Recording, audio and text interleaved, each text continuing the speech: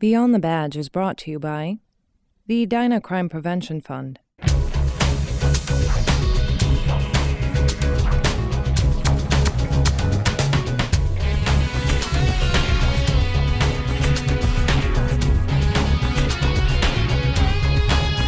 Welcome to Beyond the Badge, a program about the inner workings of the Edina Police and Fire Departments. Thanks for joining us. I'm Officer Brian Hubbard. An international financial fraud case put more than 30 people behind bars and an Edina police officer in the limelight. The Edina Crime Prevention Fund recently presented Dave Lindman with its Mike Satari Officer of the Year Award for his work on an international financial fraud case dubbed Operation Starburst. Operation Starburst started locally in 2009, while Lindman was assigned to the Minnesota Financial Crimes Task Force. What initially seemed to be local incidents of identity theft quickly grew into something bigger.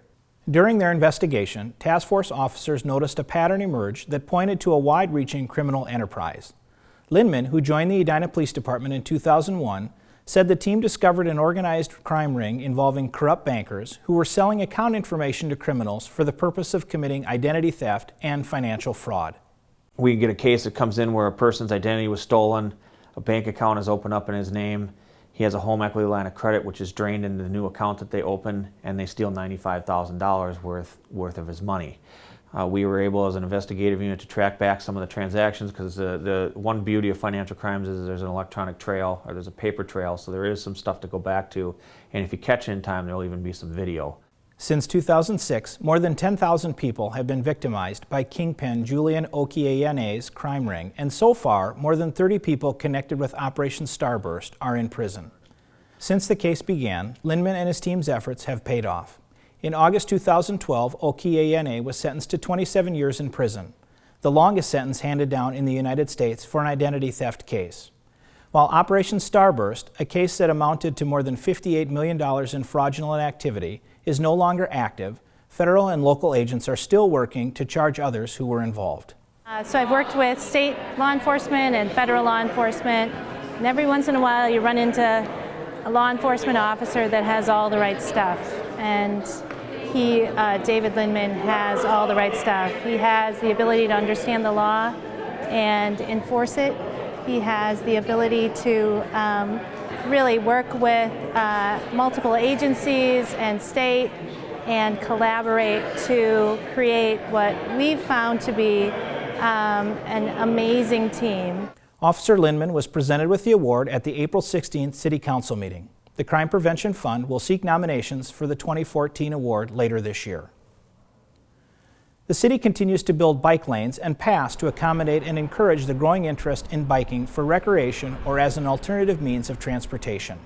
With the influx of bike traffic on the road, there is an increased need to educate cyclists about the ordinances pertaining to cycling on public streets and sidewalks. This month's public education campaign focuses in on bicycle operation. State statutes cover a lot of ground, but here are some of the basic riding rules. Cyclists should ride as close as possible to the right-hand edge of the roadway except when passing, preparing for a left-hand turn at an intersection, or when avoiding objects and hazards. Cyclists must ride in a single lane, not more than 2 abreast. Cyclists must not impede normal movement of traffic. Also, a bicyclist on a crosswalk must yield the right-of-way to any pedestrian and should give an audible signal before overtaking and passing him or her. It takes both mindful drivers and conscientious cyclists to safely navigate city streets. As the weather improves and more resident bike riders take to the streets, so do Edina's police officers. The Edina Bike Patrol Unit is an important resource for the community. It allows our officers greater mobility in patrolling areas that squad cars can't reach, and it also makes officers more approachable by the public, encouraging a positive relationship between law enforcement and the community. Let's visit paramedic firefighter Ryan Quinn, who is with Officer Morgan Piper, to find out more about the city's Bike Patrol Unit. Thanks, Brian. We're here today at Penn Cycle here in Richfield, where the Edina Police Department gets all of their equipment for their bike patrol. They get their bikes and other specialized equipment. Here with Officer Morgan Piper. She's here to tell us a little bit about the bike patrol. How you doing, Morgan? Good, how are you? We're doing good. How long have you been on the bike patrol? I've been a bike patrol officer for about 1.5 years now. What exactly would the bike patrol be responsible for?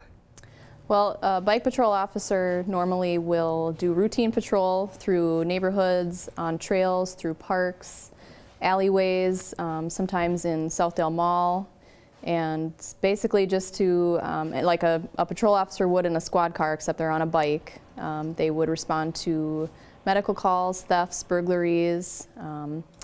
We do underage drinking, we do drug calls, narcotics. Yeah, so it's basically just the duties that a normal patrol officer would do in a squad car. And is there any extra training or specialized training that you would go to become a bike patrol officer? There is a very intensive 40-hour training course that each officer has to complete. It's either through Minneapolis or St. Paul. Mine I attended at the airport. And we have your bike here today. Would you like to show us a little bit about the equipment that you would use on bike patrol? Sure. Well, it's a very heavy-duty bike. It's got police markings on it. Quiet spokes, which allow you to be more stealth, discreet. People aren't going to hear you when you're rolling around in the neighborhood trying to catch the bad guys. You've got some lights on the front, and that will allow you to stop people, stop cars.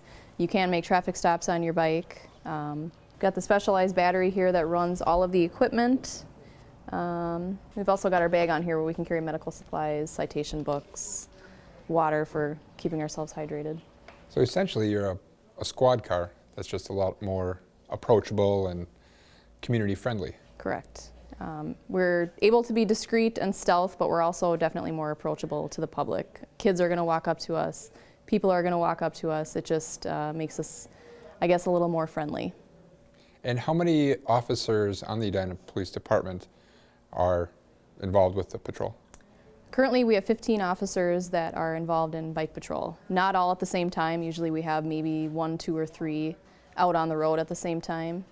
But in total we have 15 that are certified as bike patrol officers. And during the summer months, how late do you go into the season? We go until the weather allows.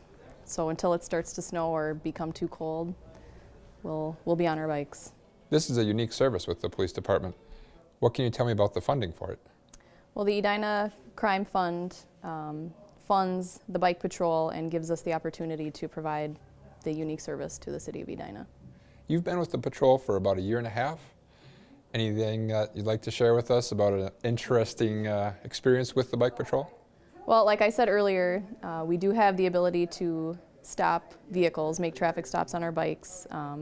It's not something that's going to happen every day, so it's sort of a special opportunity, but the timing has to be right and all that. But it was at night. I was by myself. Wooddale Avenue, stopped a car, turned my lights on, and I would have to say they were very surprised. Pulling over a car with a bicycle. Yes. Very nice. Morgan, you explained a lot about our bike patrol for the city of Edina today. Thank you very much for your time. Appreciate it. Brian, back to you. Thank you, Ryan. This month, an Edina investigator received a Lifetime Achievement Award for his work on the Edina SWAT team, including training in anti-terrorism tactics. Edina 16's Dietrich Nissen spoke with Detective Tom McKenzie to find out why he was given the award by the state's Special Operations Training Association. For the last 6 years, Tom McKenzie has trained to counter terrorist attacks in Minnesota. We would have to, as team members, think about how we would actually do it.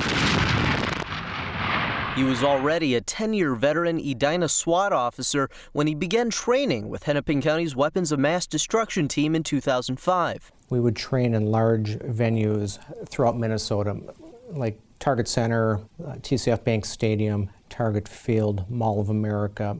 Places that are large venues where there could be a potential terrorist target due to the amount of people that would be present at any given time. One of the events he provided security for was the 2008 Republican National Convention. You're very honored that the public counts on you to make sure that everything is going to be safe while they're there. His training has taken him across the country, from learning how to operate a train to containing dangerous chemicals such as sarin gas. You're getting into areas such as chemical and biological that really just kind of steps above and beyond. The work not only to know it yourself, but to try and bring it to other officers is absolutely tremendous. And in Tom's case, it's not just 1 or 2 or a couple years dedicated to SWAT. It's an absolute lifetime or a career time. He's a person that, he can take his job very serious.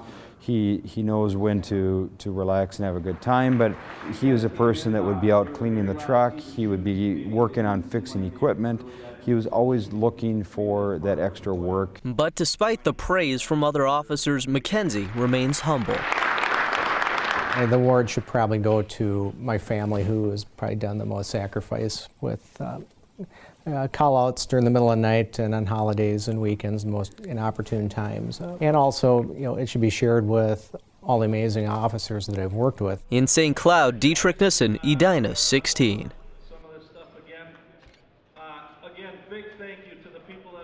McKenzie recently left the SWAT and WMD teams, but has no plans to retire. He said he'll keep himself up to date on the latest WMD training, just in case the team or other officers need his help. On behalf of my co-host, paramedic firefighter Ryan Quinn, and the City of Edina's public safety team, thanks for tuning in to learn a little bit more of what goes on beyond the badge. Until next time, stay safe.